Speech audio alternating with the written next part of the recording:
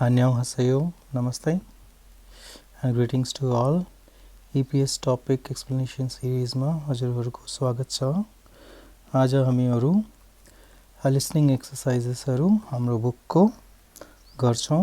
Track number 9 देखि लिएर track number 12 सम्म हामीहरु यो एक्सरसाइजहरु गर्छौं। र फर्स्ट एक्सरसाइजेसमा के छ त 잘 듣고 따라하세요. 1번 잘 듣고 따라하세요. यो हामीले पहिला पढिसकेको थिए र हेरि पनि सकेको थिए। चाल भनेर राम्ररी, दितको भनेर सुनेर, तारा भनेको रिपिट, हसयो गर्नुहोस्। हस् ल अब हामी सुन्छौं यसलाई। 1번 잘 듣고 따라하세요. 1. 가, 마, 사.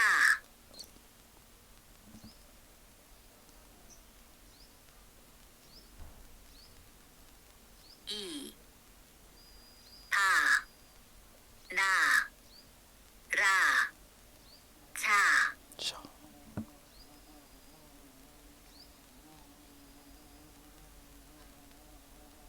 3.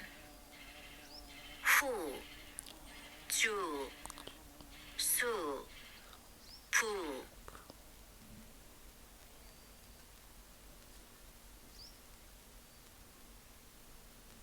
4. 로, 도, 노, 고.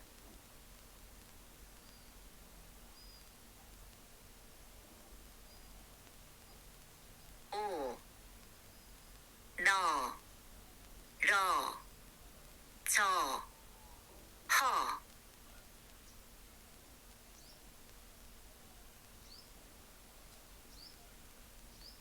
6.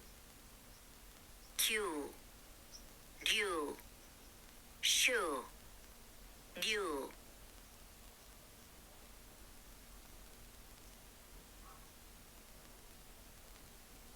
7.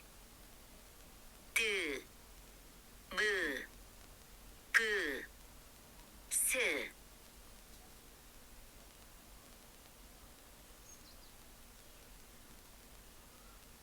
8.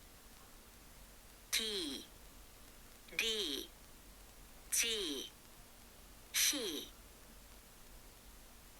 साथीहरु यसलाई सुन्नु होला र रिपिट गर्नु होला र रेकग्नाइज गर्ने प्रयास गर्नु होला है, because we have to understand their accent.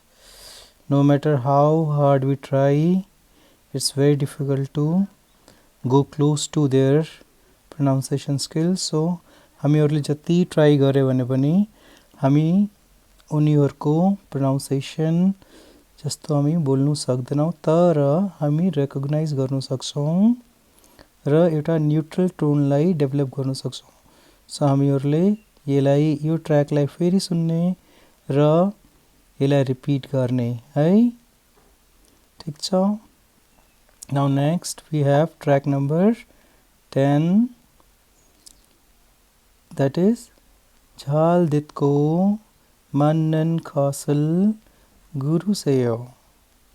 잘 듣고 राम्ररी सुनेर 맞는 것 राम्रो भनेको राइट आन्सरहरुलाई गोरसिप्सियो भनेको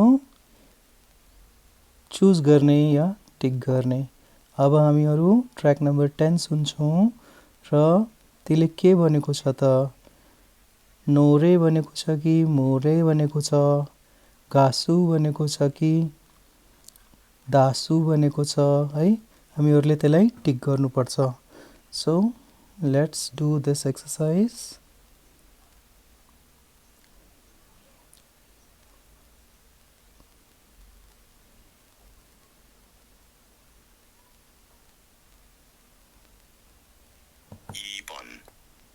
잘 듣고 맞는 것을 고르세요. 1. 노래, 노래,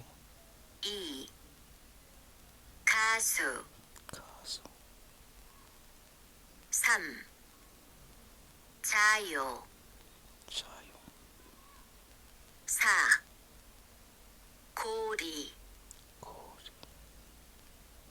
오 허리 허리 6 비누 비누 2번 잘 듣고 맞는 सो हजुरहरूले म यसमा नोट हालिदिन्छु र यहाँको लिसनिङहरूलाई रिपिट गर्नुहोला र यसलाई टिक गर्नुहोला। यस्तो खालको क्वेसन्सहरू हाम्रो एक्जाममा आउँछ। हामीहरूले त्यो भनेको कुरालाई चिनेर रिकग्नाइज गरेर त्यसको आन्सर दिनुपर्छ। So it is very important that you listen again and again and try to get used to their pronunciation हैन। हामीले धेरैभन्दा धेरै तिनीहरूको लिसनिङ गर्नुपर्छ र हामीले युज टु हुनुपर्छ तिनीहरूको प्रोनाउन्सिएसनबाट। र त्यसको लागि एउटै उपाय छ, listening, repeating, listening and answering है। Now next we have the third exercise which says के भन्छ त, थाम थाम धानरु दितको थारा हसेयो। धाम भनेको तल दिएको, दाना भनेको भोक्याबुलरी और शब्दहरूलाई सुनेर रिपिट गर्नुहोस् है। अहिले हामी त्यति मात्रै गर्छौँ। यसको मिनिङ के छ त्यो मिनिङ म तपाईलाई हालिदिन्छु है। तर अबदेखि हामीहरूले भोक्याबुलरीमा पनि काम गर्नु पर्यो है। Okay, so this is track number 11।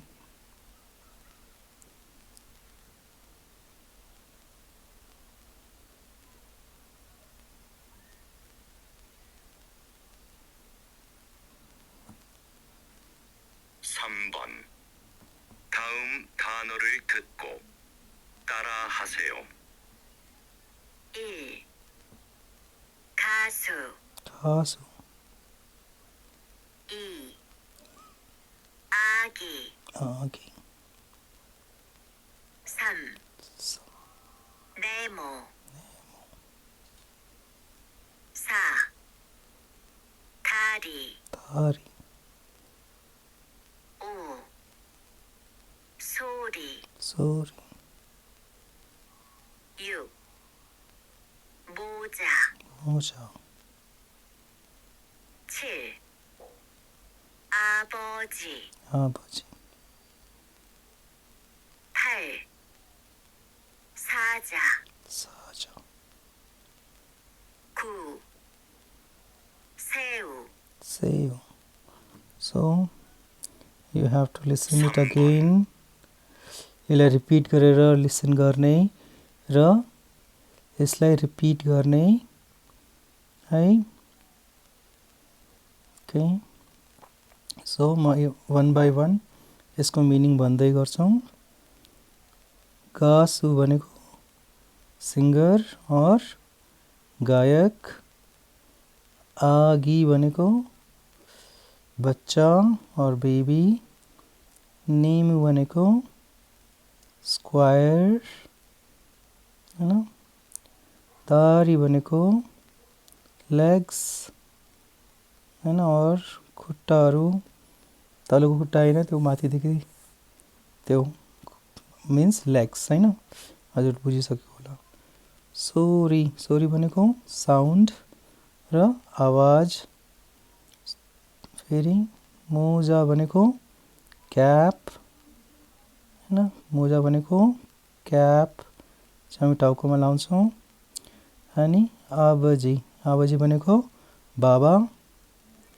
फेरि साजा भनेको लायन एन्ड सेउ भनेको झिङ्गा माछा हैन।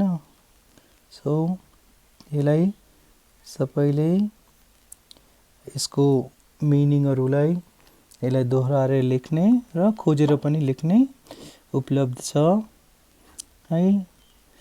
तर हजुरलाई अप्ठ्यारो हुन्छ भनेपछि मलाई भन्नु होला, म गरिदिन्छु राइट। सो अबदेखि हामी भोकाबुलेरीलाई पनि सँगसँगै बिल्डअप गर्दै जान्छौँ है। Now the fourth one normal exercise जो हामीहरू एभ्री एक्सर्साइजमा गर्छौँ। फोर्थ वान के छ हाम्रो?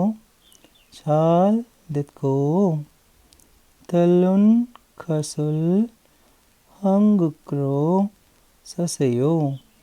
राम्ररी सुनेर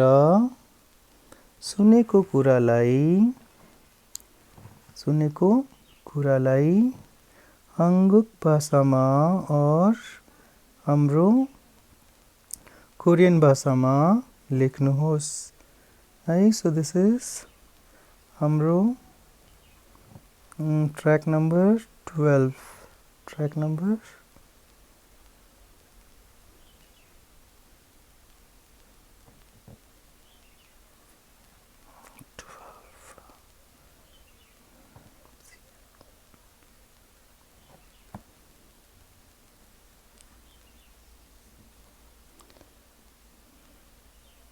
सो अब हामीले लेख्ने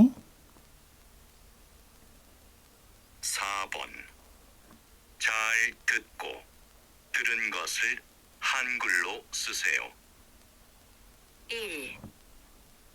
고기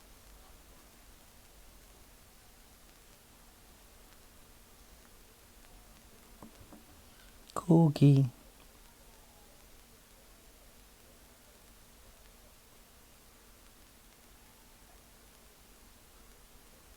고기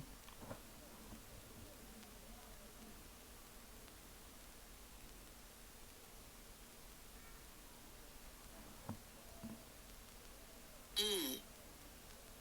나무 나무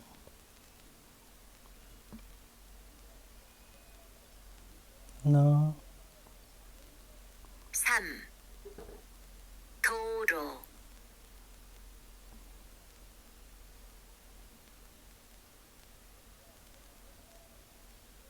도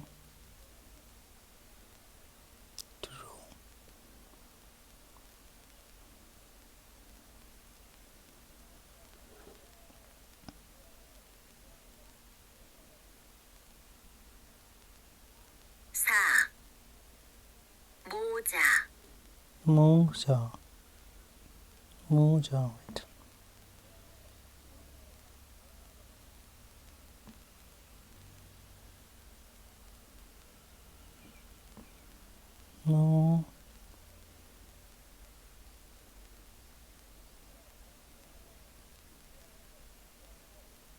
자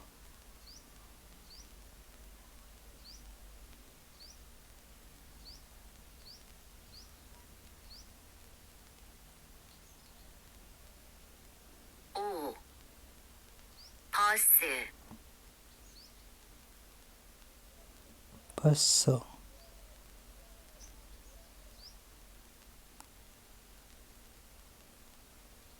버스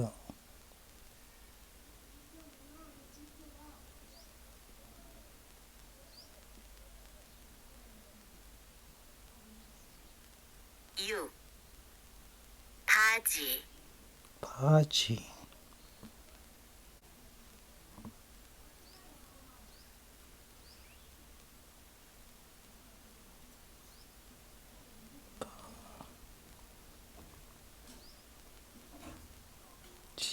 5 सो साथीहरू प्लिज योलाई लिसन गर्ने र राम्ररी पढ्ने र यसको यो एक्सर्साइज गर्ने। आजको लागि यति नै। हजुरहरूले प्लिज मेरो च्यानललाई लाइक सब्सक्राइब र सेयर गर्नुहोला आफ्नो ग्रुपहरूमा। हामी बिस्तारै day by day one exercise गर्दै जान्छौँ अनि फाइटिङ गर्दै जान्छौँ। Have a good day. 감사합니다।